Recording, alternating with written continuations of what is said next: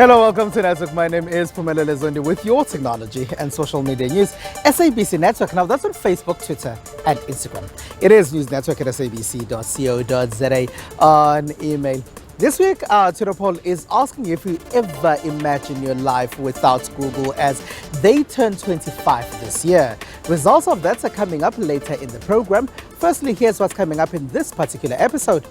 We've had increased levels of load shedding. So what does that mean for electric vehicles in this country?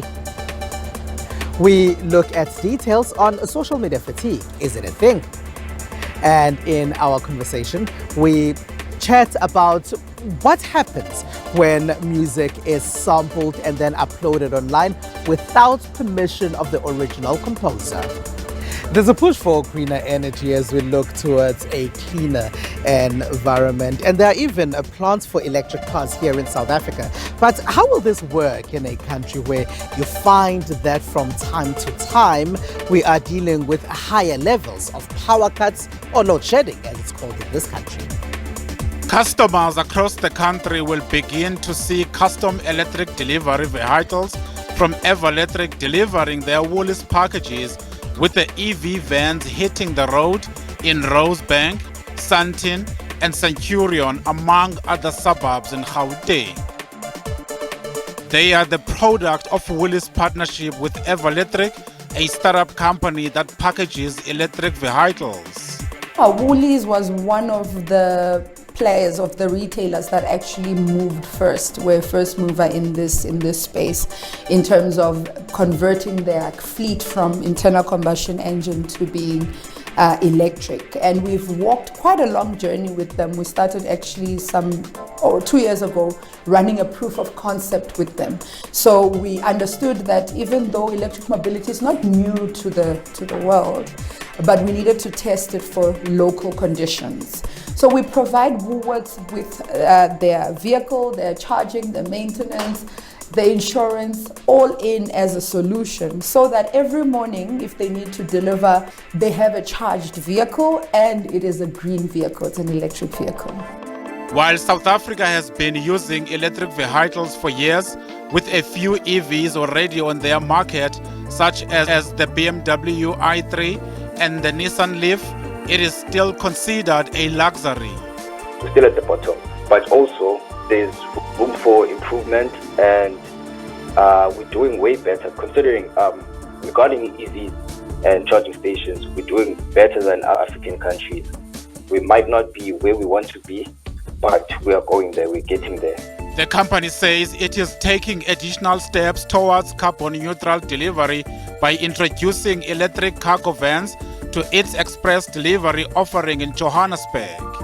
Logistics players would have made commitments to go green. Some have said they want to halve their carbon emissions or totally eradicate them by 2030, 2035, and they didn't have solution for them to do that. So we've put together a full maintenance lease solution that provides the vehicle, the charger, the maintenance, the insurance in an all-in solution, so that when a logistics player decides to go green, they can do so with one decision and take the headache out of the entire process. Industry experts say that until the infrastructure changes enough to allow more affordable electricity for more South Africans, electric vehicles will not be a feasible solution to the pollution problem.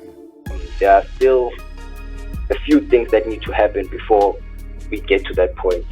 For instance, our electricity grid, it still needs to be upgraded a lot before it can take increased demand in electricity. Asked if South Africa is ready for an electrified fleet, Dia said they have added charging stations at their delivery stations around Gauteng and will continue to invest in building an infrastructure to support a more sustainable delivery fleet. We've put down charging infrastructure where our clients go. So for some, it would be at their DCs where they load up. For some, it will be where they drop off. But basically, it ensures that in the morning when they start their day of delivery, they are charged up. And if they go out on the road and they do need to top up charge or charge again, there is another charger. Evalectric says this rollout is just the beginning of what is expected to be thousands of Woolies custom electric delivery vehicles in more than 5 provinces by the end of this year. Almost all of us spend some of our time on any given day on social media. There are even people who need social media for school, university, or work. But there are probably higher levels of social media fatigue in certain quarters. In a rapidly evolving digital landscape, signs of a potential global social media fatigue are becoming increasingly evident. One example that brings some truth to the statement could be that of Meta's microblogging app, Thread. The highly publicized social media platform that rivals Twitter, now X, signed up 100 million users within 5 days of launching in July. Things, however, took a quick turn just weeks after its grand unveiling. The platform experienced a notable exodus of subscribers. There was initially a good reason why Threads racked up such a massive following so quickly, 100 million users in 5 days. But what people didn't understand about that massive growth was that it came off the back of Instagram itself, which has more than 2 billion users. And every Instagram user was being invited to join Threads. No one in history has had that kind of marketing platform for launching a new product. So it was amazing, it was startling, but it shouldn't have shocked anyone. And by the same token, it shouldn't surprise people that after people initially poked around the new joint, so to speak, they felt that there was nothing to keep them there. And they went off to look for other thrills and excitement. We at Network took to the streets to find out if the challenges faced by Thread are a symptom of an imminent social media fatigue. Are people tired of signing up for many social media platforms? The concepts of like social media kind of weird. Like, you know, you see Instagram, it used to just be pictures being posted. Now it's reels, videos and all that. And content-wise, like I think that's the most important thing. But I don't know. I wouldn't really subscribe to anything else. I think Instagram probably, Instagram is the only thing I'd use. If it shows a content that is similar to the one of Twitter, whereby you create your OnlyFans account, we see the likes of Saint Bucci videos trend. I'm not going to entertain another app or another social media platform that conveys such. Nah, because I mainly post videos because I heard Threads is it like just like writing, typing, whereas I need somewhere like where I can post my videos, my pictures. Tech analyst Arthur Goldstock says there has been a significant shift in the social media landscape in South Africa over the years, as people gravitate toward video and image content and not so much microblogging apps like Thread or X. We've been researching the social media landscape in South Africa for a decade now. And one of the big trends we've seen in the last 5 years or so is a massive move towards those platforms that are more visual. So images and videos. And initially it was YouTube and Instagram that did all the running because they were so visual. And in the last couple of years, it's been TikTok that has really pushed the boundaries, again, because it's so visual and addictively visual. Whereas Threads doesn't have that. Threads is, you could almost say, old school at the moment. It's really a case of trying to tag an alternative to Twitter onto Instagram. The era of social media may be entering a new phase as users worldwide confront the reality of digital fatigue. To some extent, we are seeing a social media fatigue in the sense that people are tired of the nonsense on Twitter, the toxic environment that is becoming even more toxic because Elon Musk treats it as his own ego trip. So they go looking for a better alternative. They go to Threads and they find quite a dull, uninteresting environment. It doesn't do the trick for them. So rather, they go elsewhere. They look for their thrills in the real world or in music or wherever the case might be. As the industry grapples with these challenges, it remains to be seen whether social media can adapt to address the growing demands for a more balanced and less overwhelming digital experience. In our Startup Corner this week, we're looking at an IT solutions business. So, hi, my name is Thulasizwe Mavuso. I'm the Managing Director of Solving. So, we are a company based in Rosebank. We are actually a fast-growing startup, and we are doing quite interesting solutions actually in the market. And I think what makes them interesting mostly is that, one, they're very futuristic, because as we know that there's legacy IT, there's a way of doing things that everyone has known for quite a while. A lot of companies are built up based on those. So when we came into the market, the most important thing we brought was youthful energy. So we've always made sure that the team is full of young people. You find that, with many technology companies, it's we need this particular software, then the guys come, they build it, they go. We need this app, they build it, they go. But for us, we are more focused in digitally transforming companies. And then we just use technology as a tool. That is why we always make sure then that the internal team is well versed in many technologies, so that depending on the particular business, depending on the pain point, depending on the problem, then we just have a buffet of tools that we're quite good at that are fit for purpose. So that's what we do. So then in terms of the actual services that we provide to our customers is we use cloud technologies to transform companies, for them to start being efficient in their business. So that is why I even said, the way we do IT is not a build an app and go, but we even have key account managers that research intensely in the business to find out exactly what their roadmaps look like, what their business model looks like, where they're trying to go, and all of that. And then we think, how do we then integrate new technologies into that? But also not only that, what are some of the emerging technologies we've looked at that most companies have not used that would fit into what this particular customer is trying to do? So then the value becomes huge, right? And then what we then become to that customer is a technology partner. Then guys, we just asked to develop an app for us. So one of the things that have accelerated us in being able to do that is our partnership with Amazon Web Services.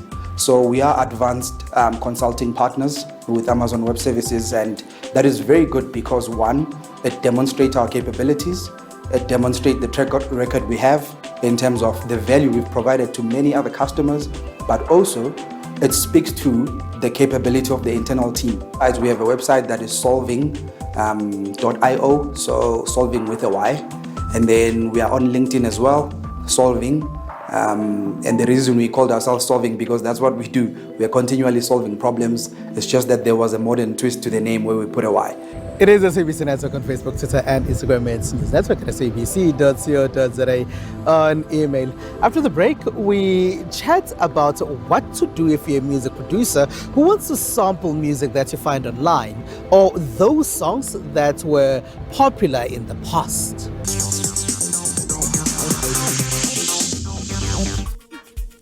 It is SABC Network on Facebook, Twitter, and Instagram. News Network at sabc.co.za on email. Welcome back. Now, a lot of musicians have found a world of opportunity online, especially on TikTok. This is evident with South Africa's amapiano genre, which was always popular in the streets of some of the townships of the province of Gauteng in South Africa. But with TikTok and the internet, it's seen and found new audiences worldwide.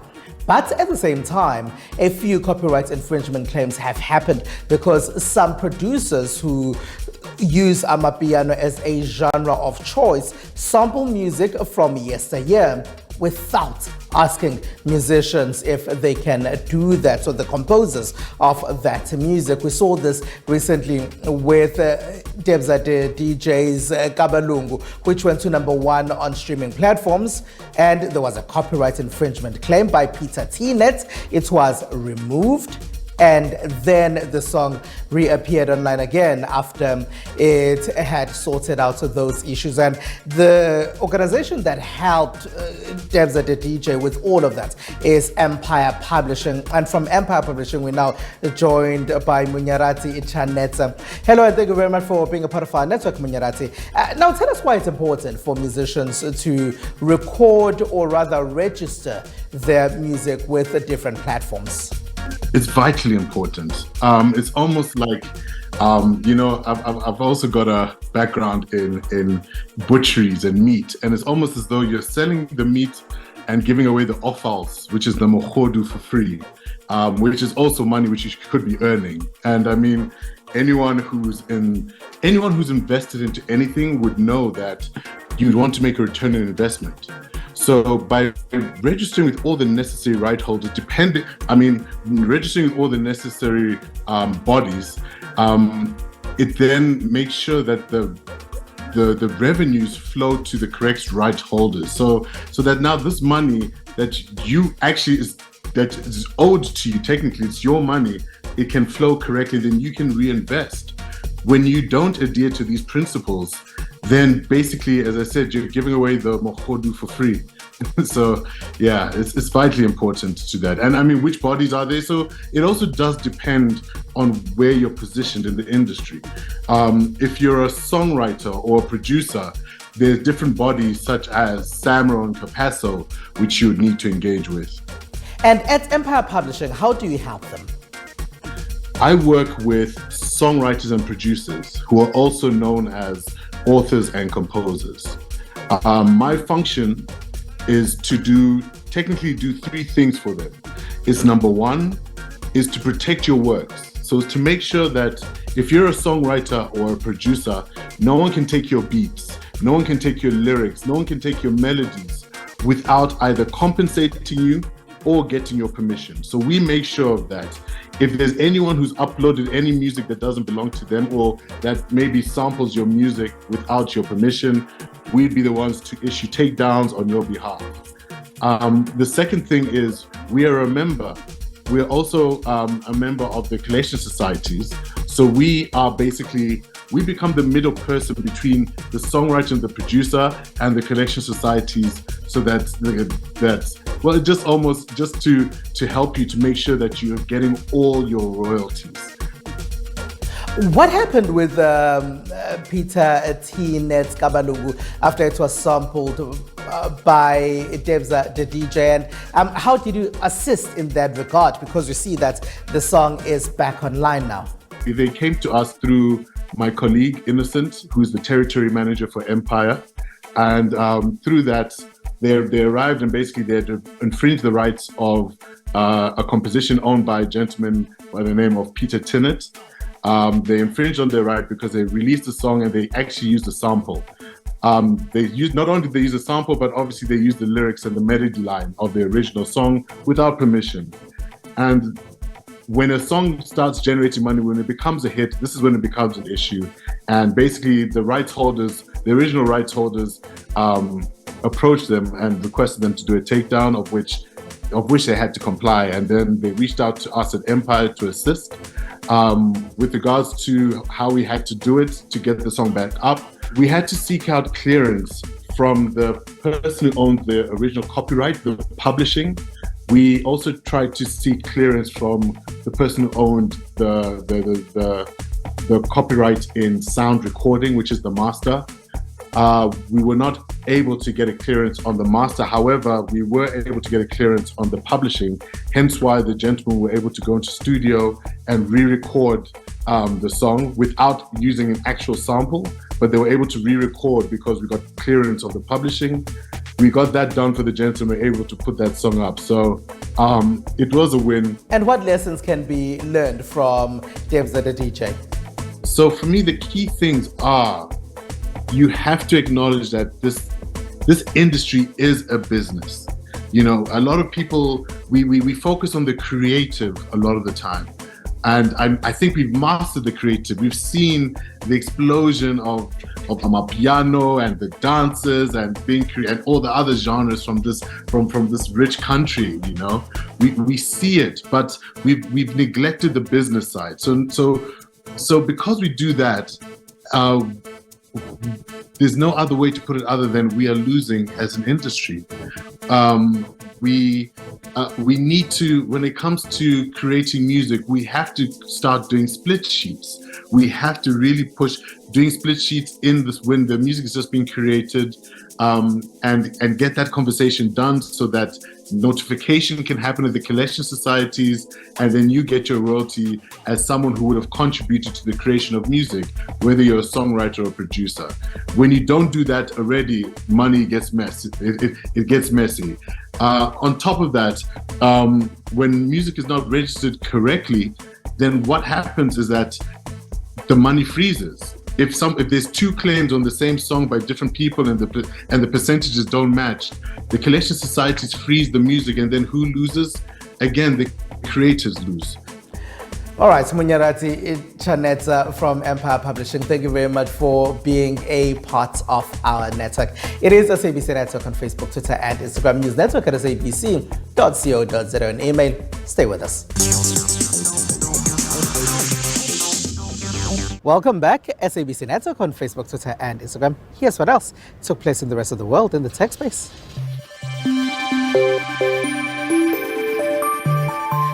From solar-powered audio devices and humanoid robots to electronic toys and energy-saving smart homes, the 99th International Consumer Technology Fair, IFA, opened its doors on the 1st of September with a variety of innovations and appliances. Yeah, so this is the Urbanista Malibu. It's the world's first solar charging outdoor activity speaker using a powerful solar cell. So the solar cell is the black part that you see here at the top. What's different with this product and the solar cell is that it actually charges all the time, and both in indoor and outdoor light. So it's the latest generation solar cell basically used on these products.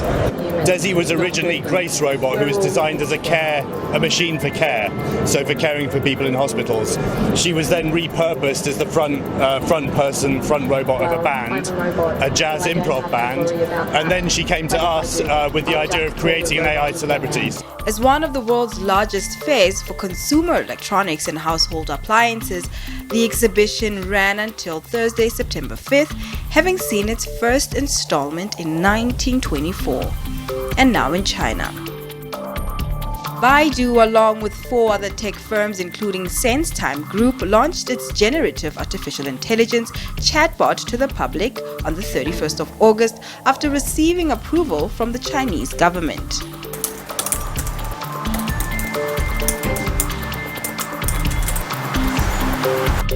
Authorities have recently accelerated efforts to support companies developing AI as the technology increasingly becomes a focus of competition with the United States. And now in South Korea. The country's researchers have developed an advanced humanoid pilot robot called Pivot, which can understand flight manuals and operate the full process of flight using artificial intelligence technology. Here I'm holding a mock-up of an autopilot. As you can see, it can only control the speed and altitude or bearings, but our pilot robot Pivot can manage everything in the airplane, including turning on and off the engines and fly the airplane, take off, cruise, land, everything. The research team tested Pivot in a flight simulator, and it performed the full process, from turning on the engine, taxiing, taking off, cruising and landing. The team is now working towards testing Pivot in a real light aircraft in the next few years. Google turns 25 this year as the most popular search engine. This week our Twitter poll is asking if you can ever imagine your life without Google. Imagine if you are searching for something that you really must find out about.